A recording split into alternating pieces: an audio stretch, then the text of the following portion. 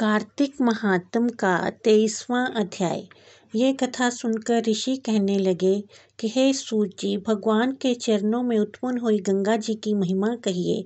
तब सूत जी ने कहा कि हे ऋषियों, जो कुछ नारद जी ने राजा पृथु से कहा वही मैं तुमको सुनाता हूँ।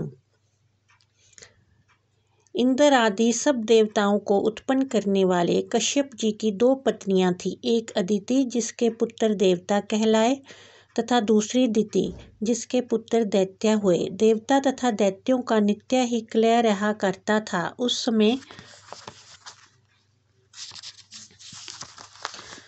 समय विरोचन का पुत्र अर्थात प्रहलाद का पौत्र राजा बलि दैत्यों का राजा था।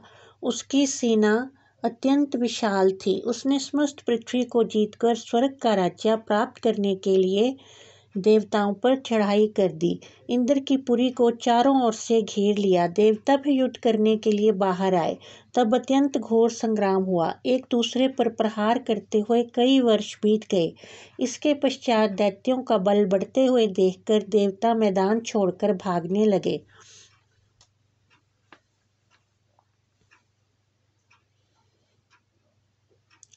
तत्पश्चात दैत्यों ने सारे स्वर्ग पर अपना अधिकार जमा लिया। बलि स्वयं इंद्र के आसन पर बैठने लगा।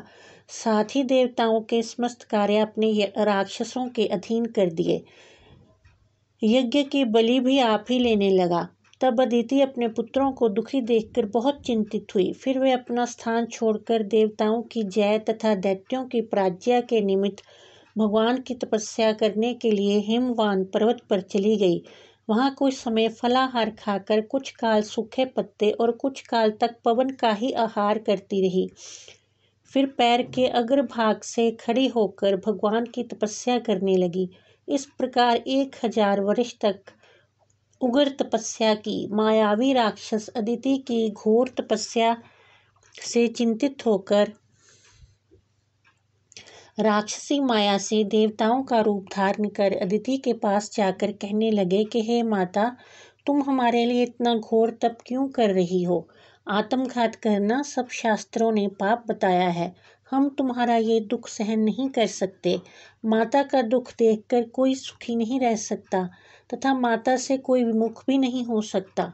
शास्त्रों का वचन है कि जिसके घर में कल्याणकारिणी माता नहीं तथा प्रिय बोलने वाली पतिव्रता स्त्री नहीं, उसका जीवन निरर्थक है।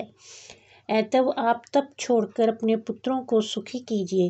परंतु ये सुनकर भी अदिति समाधि से चलायमान न हुई। तब उन्होंने अदिति को मार डालने का निश्चय किया। अतएव उन्होंने अदिति को जीवित जला देने के लिए उस वन में आग लगा दी। परंतु इस अग्नि में दैत्य स्वयं जल गए। अदिति को किसी प्रकार की भी हानि नहीं पहुंची और न उन्हें इसका कुछ पता चला, क्योंकि भगवान ने अपने चक्र सुदर्शन से अदिति की रक्षा की। कार्तिक महात्म का 23वां अध्याय समाप्त। बोलो विष्णु भगवान की जय।